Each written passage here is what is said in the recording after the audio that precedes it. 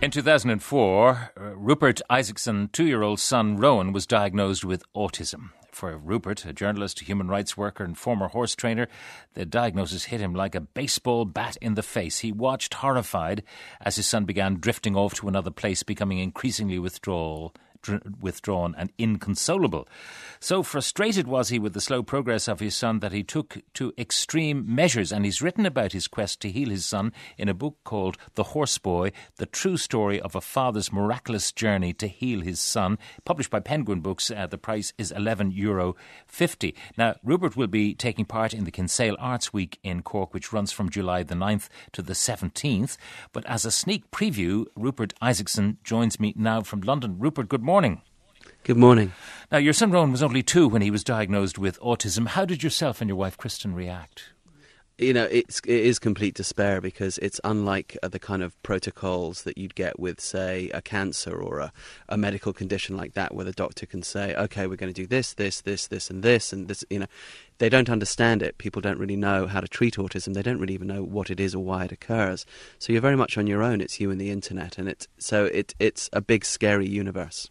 So it began slowly, I'm sure, and then rapidly disintegrated for poor Rowan. But there was an incident where you watched him and horses that gave you an opening, a key. Completely. I mean, I've always been a horse guy, and I'd actually stopped keeping horses because I thought my son wasn't safe around them. He amazingly took himself into my neighbour's horse pasture and threw himself on his back among the herd. I thought he was going to get trampled, and I was actually on my way to try and pull him back through the fence.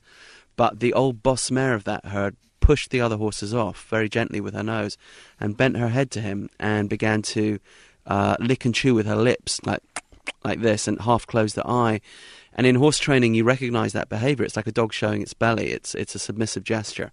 There are techniques you can use to get a horse to do this to you, but I'd never seen a horse do this spontaneously to a human being, much less a babbling autistic 2.5-year-old. So I realised there was a connection, and it was something that maybe I should follow. And he got up on the back of the horse, using a word for the first time in age. Yes. He had some echolalic, repetition type language. He had no expressive language, but he kept wanting to get up. And I said, do you want to get up? And he went, up. So I was like, well, okay. So I put a saddle on and I took him up there with me.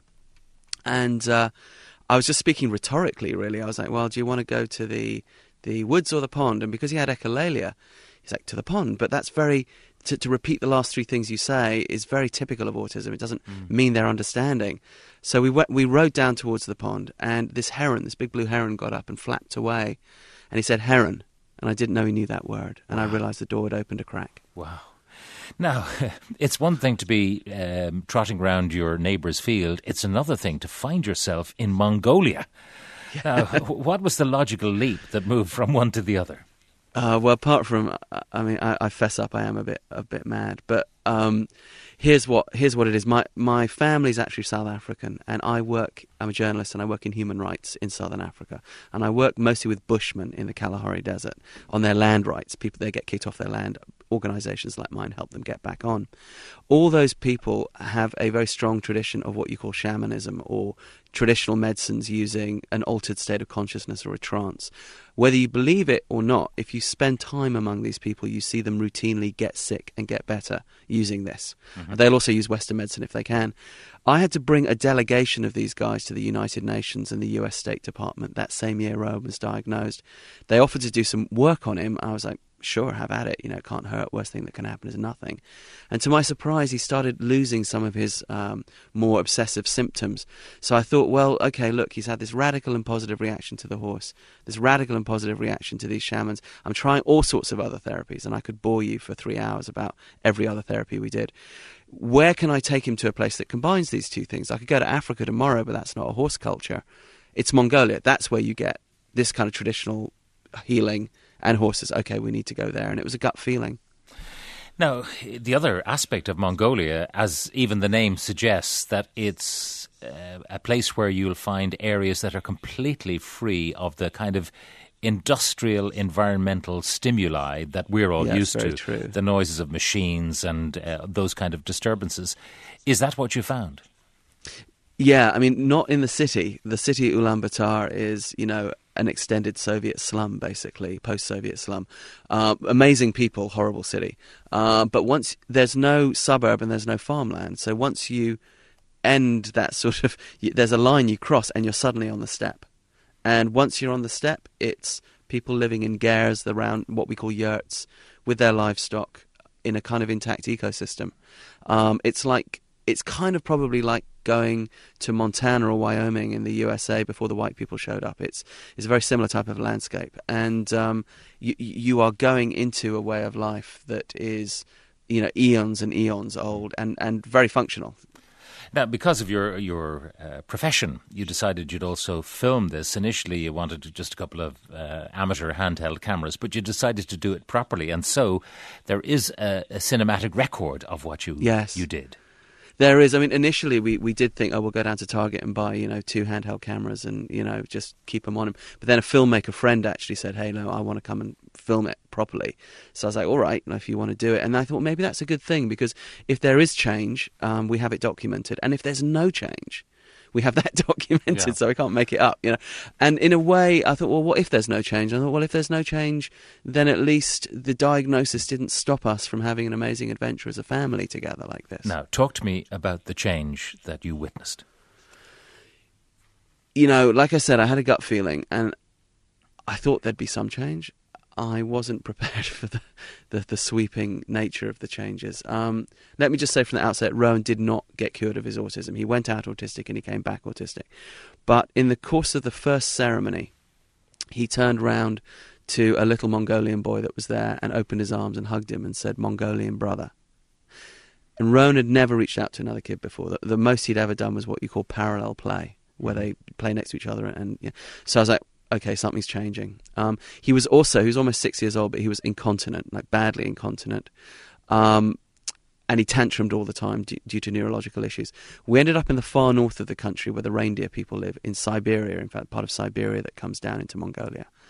And the shaman of the reindeer people worked on him for 3 days. And at the end of the 3 days, he said, okay, he'll get gradually less autistic until he's 9. This is actually his 9th year. Right now, but if you do at least one good healing journey a year, it doesn't have to be here, it could be Africa, it could be wherever it is, but the stuff that drives you crazy, the incontinence and the tantruming, these will end kind of now. And I was, skeptical's not even the word, it's a sort of, you're like, look, my heart's already broken, I don't want my heart to be broken again, I just don't know what to think. But we rode down the mountain. And the following evening, Rowan did his first intentional poo and cleaned himself. And he did it on camera. He did it with the cameras pointing at him. And we counted 6 tantrums of any note in the 3 weeks it took us to get back to our house. We live in the US now. And after that, they weren't really there anymore. And he made friends with all the kids in the neighborhood and so on. So these 3 major dysfunctions, the inability to make friends, the tantruming, and the incontinence, all left him. But he still came back autistic, but just much, much, much more functional, much happier. Our quality of life changed completely. Okay, may I just interrupt you briefly? We'll go to our newsroom for the news headlines, and then I'll come back to you to conclude our conversation. Sounds good. Rupert Isaacson, whose book is called The Horse Boy, The True Story of a Father's Miraculous Journey to Heal His Son. And Rupert will be at the Trident Hotel in Kinsale on Tuesday, the 12th of July, as part of Kinsale Arts Week. It takes in and around the town of Kinsale. And bookings on 021 470 0877, or better and simpler, go to kinsaleartsweek.com. Rupert, the question's already coming in from our listeners. How is he now, years on from the trip? He's doing amazing. I mean, we followed the shaman's, Ghost of the Shaman's directions, and we've done a healing journey every year as directed. And this being his 9th year, it is very interesting. A lot of his dysfunctions, his real dysfunctions, have gone. His obsessiveness, so now he's at a point where when you meet him, for the first little bit, people don't necessarily get that he's on the autism spectrum. When they've hung out with him for about half an hour, they do.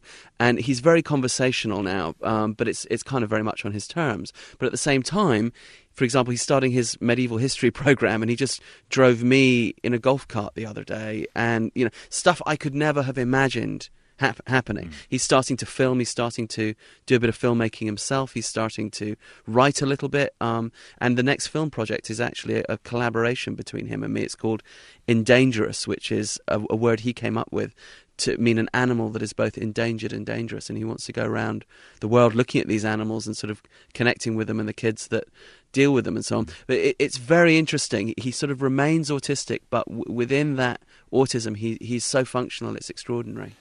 So for parents out there who are listening in, it's not necessarily Mongolia or not necessarily even horses, but there may be, if you like, a metaphorical Mongolia for them, if they can find it. Completely. If Rowan's interests had been steam trains and bicycles, we'd have followed that. I mean, the thing is, follow the adventure in front of you. Follow your gut. You know, if it seems crazy, it's probably the right idea. And anyway, what have you got to lose? You can't choose what adventure you're on necessarily, but you can choose the attitude you take to the adventure. Do you know what I mean? It's like that thing, if God hands you lemons and life hands you lemons, make lemonade. I say, well, why not make margaritas? You know, I mean, you've got the choice, and the child will show you. I think the crucial thing is you have to follow the child. One final thing that even people of limited means might do is, getting out into the countryside, away from the excessive stimuli. Go to the beach, go to the woods, go to the field. There's also equine therapy offered all over Ireland, all over the UK. It's not expensive. In some cases, government pays for it. It comes, with certain services. But just getting kids to animals, to nature, as you say, a lot of the problems that go with autism are caused by sensory misinformation. That their neuropsychology, that their nervous systems are firing the wrong way. When you get them out onto a sandy beach, into a park where they have the grass under their feet, a lot of this stuff goes away. And then you've got a chance to see the child's intellect. Well, people can catch up with the entire story at Kinsale Arts Week, or they can buy the book, The Horse Boy, it's called, published by Penguin, at 11:50. And Rupert, thank you very much for joining us on our programme this morning. Thank you so much for having me.